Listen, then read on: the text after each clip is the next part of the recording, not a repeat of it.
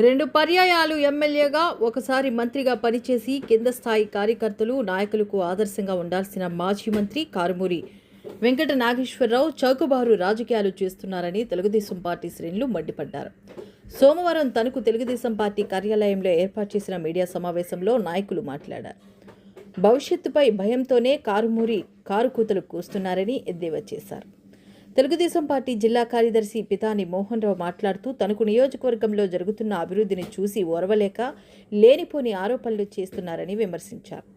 Tanuku AMC vice chairman Valluri Mohan మాట్లాడుతూ కులాల మధ్య చిచ్చు పెట్టేందుకు విశ్వ ప్రయత్నాలు చేశారని ఆరోపించారు. వేల్పూరు గ్రామానికి మణిహారంగా వేల్పూరు మినీ బైపాస్ నిర్మాణం చేపట్టామని గుర్తు చేశారు. తనకు మాజీ వార్డు కౌన్సిలర్ మల్లిన రాధాకృష్ణ మాట్లాడుతూ పోలీస్ చట్టాలను ఉల్లంఘించినందుకు 38 మంది వైసీపీ కార్యకర్తలపై పోలీసులు కేసు నమోదు చేస్తే అందుకు ఎమ్మెల్యే రాధాకృష్ణ కారణమంటూ చెప్పడం ఎంతవరకు సమంజసమని ప్రశ్నించారు. అందరికీ నమస్కారం. ఈరోజు మాజీ మంత్రి కారుమూరి నాగేశ్వరరావు ప్రెస్ మీట్లో మా మీద కేసులు పెట్టేశారని తెగ ఇదైపోతున్నారు. ఆ కేసులు ఏంటంటే ధర్నాలో లా అండ్ ఆర్డర్ ప్రాబ్లం వస్తే పోలీసు వాళ్ళు పెట్టిన కేసులు, అంతేగాని తెలుగుదేశం పార్టీ కానీ ఇక్కడ ప్రజెంట్ ఎమ్మెల్యే ఆర్మీల రాధాకృష్ణ గారు పెట్టించిన కేసులు కాదు. ఇది ఒకసారి మీరు అర్థం చేసుకోవాలి. అదేవిధంగా తమరు అధికారంలో ఉన్నప్పుడు సాక్షాత్తు నేనే సాక్ష్యం. మేము గవర్నమెంట్ హాస్పిటల్కి పారిశ్రామికవేత్త మల్లిన రామచంద్రరావు గారు బర్త్డే ఫంక్షన్కి రోటరీ క్లబ్ తరపున వెళితే అక్కడ డాక్టర్లు తెలుగుదేశం పార్టీ వాళ్ళు ఎందుకు వచ్చారు? తెలుగుదేశం పార్టీ వాళ్ళు పండ్లు పంచడానికి కానీ కేకులు కట్ చేయడానికి కానీ ఇక్కడ వీల్లేదు, మీరు గెటౌట్ అని అక్కడ ఒక డాక్టర్ మమ్మల్ని నిందించి బయటకు పంపించేస్తే అతను నిలదీసి అడిగామని మా మీద ఆ డాక్టర్ చేత కేసు పెట్టించారు నా మీద. అది ఇప్పటికీ ఆ కేసు నడుస్తూ ఉంది. ఈ సందర్భం కూడా మీకు చెప్తా ఉన్నా,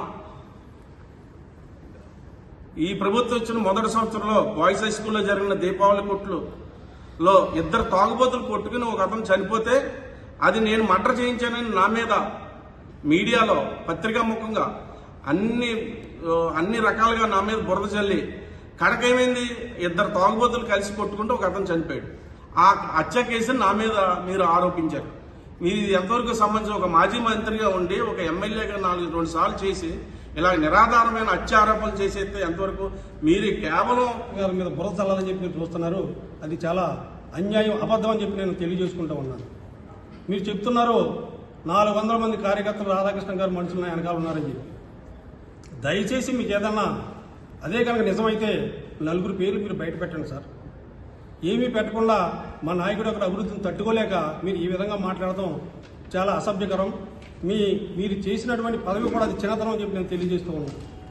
ఇకపోతే ఇళ్ల స్థలాల గురించి తమరు చెప్తూ ఉన్నారు. బీసీలు అయ్యుండి బీసీ గ్రామాలకు మీరు చేసిన న్యాయం ఏంటని చెప్పి నేను అడుగుతూ ఉన్నాను.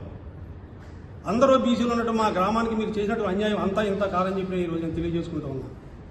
ప్రతి లబ్ధిదారుడి దగ్గర మీరు 30,000 నుంచి 40,000 రూపాయలు మీరు వసూలు చేసి మా ఊర్లో ఉన్నటువంటి 70-80 మంది దగ్గర మీరు డబ్బులన్నీ వసూలు చేసి తీసుకెళ్లి వరిగేళ్ళు మాకు స్థలాలు ఇస్తారా?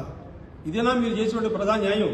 బీసీ కులాల మధ్య చిచ్చు పెడదామని శత విధాల ప్రయత్నం చేశారు మీరు. మొన్న 14-24 మధ్య ఆ టైంలో వేల్పూరులో ఉన్నటువంటి ప్రజలందరూ విజ్ఞులు కాబట్టి మీ మాయ మాటలు నమ్మకుండా మీరు ఏదైతే ప్రయోగించారో ఆ ప్రయోగాన్ని మిమ్మల్ని తిప్పికొట్టి వేల్పూరు గ్రామంలో ఆర్మిల్లి రాధాకృష్ణ గారికి 6800 ఓట్ల మెజార్టీ ఇచ్చారు. ఇది హైయెస్ట్ రికార్డు. మీరు ఒక్కసారి చూసుకోండి మీరు ఏం చేస్తున్నారని. మీరు ప్రతిపక్షంలో ఉన్నారు. గతంలో మేము కూడా ప్రతిపక్షంలో ఉన్నాం. ప్రతిపక్షంలో ఉన్నప్పుడు ప్రతిపక్షం ఏ పని చెయ్యాలి? ప్రజల తరపున పోరాటం చెయ్యాలి, ప్రజల కోసం నిలబడాలి. అంతేగాని చౌకబారుగా మీ స్థాయికి అంటే మీరు ఎమ్మెల్యేనే కాదు, మీరు మంత్రి, మీరు ఈ రాష్ట్రానికి మంత్రి.